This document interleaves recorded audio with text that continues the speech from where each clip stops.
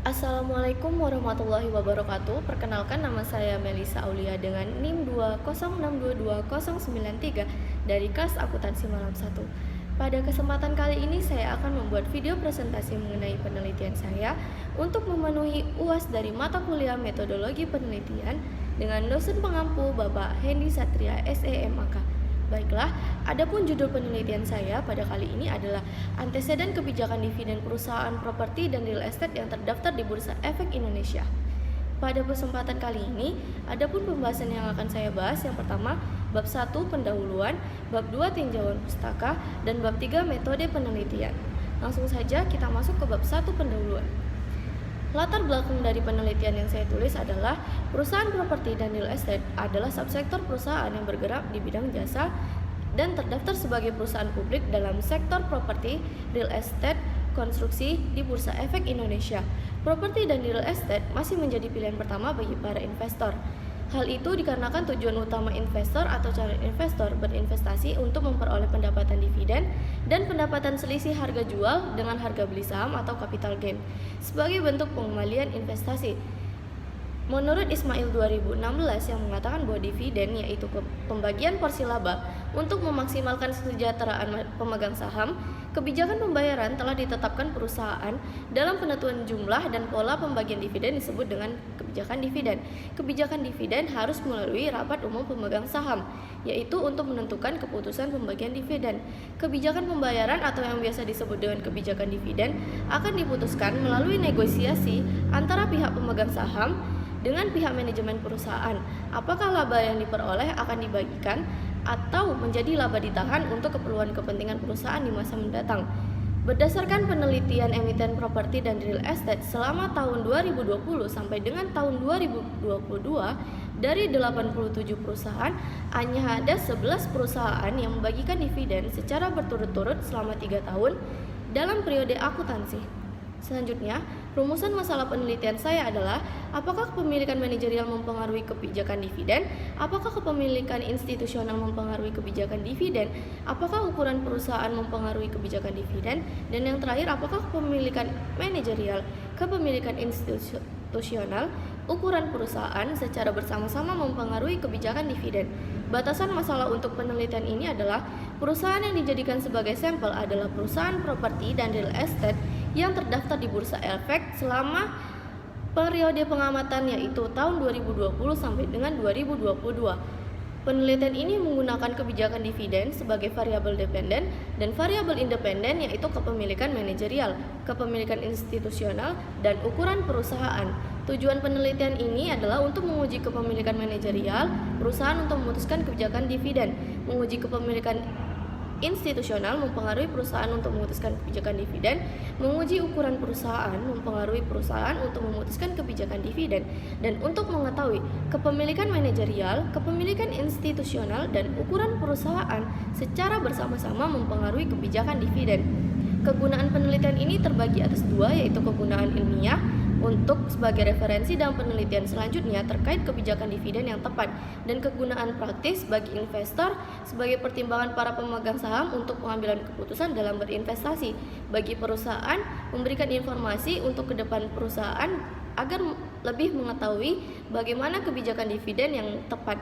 Yang ketiga, bagi mahasiswa jurusan akuntansi adalah sebagai referensi dalam penelitian selanjutnya terkait kebijakan dividen, serta sebagai literatur untuk menambah wawasan terkait kebijakan dividen. Sistematika penulisan terdiri dari bab 1 pendahuluan, bab 2 tinjauan pustaka, dan bab 3 metode penelitian. Selanjutnya, kita masuk ke bab 2 yaitu tinjauan pustaka. Grand teori yang digunakan dalam penelitian ini terbagi dua, yaitu teori keagenan dan teori signal. Dan pengertian dari pasar modal adalah menurut Undang-Undang Nomor 8 Tahun 1995, pasar modal merupakan kegiatan yang bersangkutan dengan penawaran umum, perdagangan efek, perusahaan publik yang berkaitan dengan efek yang diterbitkannya, serta lembaga dan profesi yang berkaitan dengan efek. Sektor properti dan real estate adalah sektor perusahaan yang terdaftar di Bursa Efek Indonesia. Dividen adalah bagian keuntungan atau laba perusahaan yang dibagikan kepada para pemegang saham yang sebelumnya harus dilalui oleh rapat umum pemegang saham. Kebijakan dividen adalah salah satu kebijakan keuangan yang memiliki peran cukup penting dalam proses penataan keuangan suatu perusahaan. Kepemilikan manajerial adalah struktur atau tingkat dari kepemilikan saham yang dimiliki oleh pihak manajemen perusahaan yang terlibat secara aktif di dalam proses pengambilan keputusan. Kepemilikan institusional adalah kepemilikan saham yang dimiliki oleh pihak institusi atau lembaga lain dari luar perusahaan. Ukuran perusahaan adalah besar kecilnya sebuah perusahaan atau organisasi yang dapat dilihat dari seberapa besar jumlah atau aktiva total aset yang dimiliki oleh perusahaan. Kerangka pemikiran, kepemilikan manajerial sebagai variabel pertama, bagaimana mempengaruhi kebijakan dividen.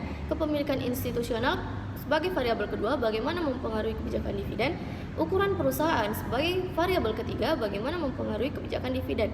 Dan secara bersamaan atau secara parsial, kepemilikan manajerial, kepemilikan institusional, dan ukuran perusahaan mempengaruhi kebijakan dividen. Maka didapatlah hipotesis yang pertama, diduga kepemilikan manajerial memberi pengaruh positif signifikan terhadap kebijakan dividen. Hipotesis kedua, diduga kepemilikan institusional memberi pengaruh positif signifikan terhadap kebijakan dividen. Hipotesis ketiga, diduga ukuran perusahaan memberi pengaruh negatif dan tidak signifikan terhadap kebijakan dividen. Dan hipotesis keempat, diduga kepemilikan manajerial, kepemilikan institusional, dan ukuran perusahaan secara bersama-sama berpengaruh signifikan terhadap kebijakan dividen. Penelitian terdahulu ada penelitian yang telah dilakukan oleh Niwayan Indah Paramita Agustino dan Sayu Ketut Sutrisna Dewi pada tahun 2019 dengan judul Pengaruh Ukuran Perusahaan, Profitabilitas, dan Leverage terhadap Kebijakan Dividen pada Perusahaan Manufaktur yang terdaftar di Bursa Efek Indonesia. Dengan hasil, ukuran perusahaan dan profitabilitas berpengaruh positif signifikan terhadap kebijakan dividen perusahaan. Leverage berhubungan positif dan berpengaruh signifikan terhadap kebijakan dividen perusahaan. Dan penelitian kedua Ahmad Kausar 2019 dengan judul penelitian The Impact of Ownership Structure on Dividend Payout Property and Construction Companies List on the Indonesia Stock Exchange pada periode 2010 sampai 2016. Dengan hasil penelitian menunjukkan kepemilikan institusional berpengaruh negatif dan signifikan terhadap kebijakan dividen perusahaan. Kepemilikan manajerial tidak berpengaruh signifikan terhadap kebijakan dividen perusahaan. Selanjutnya adalah bab 3, metode dari penelitian.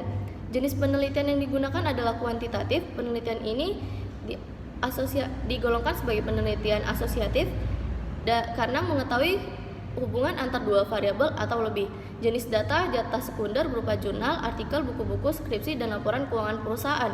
Teknik pengumpulan data yaitu studi pustaka dan dokumentasi. Populasi yang digunakan adalah perusahaan properti dan real estate di Bursa Efek adalah sebesar 87 perusahaan. Sampel sebanyak 33 perusahaan.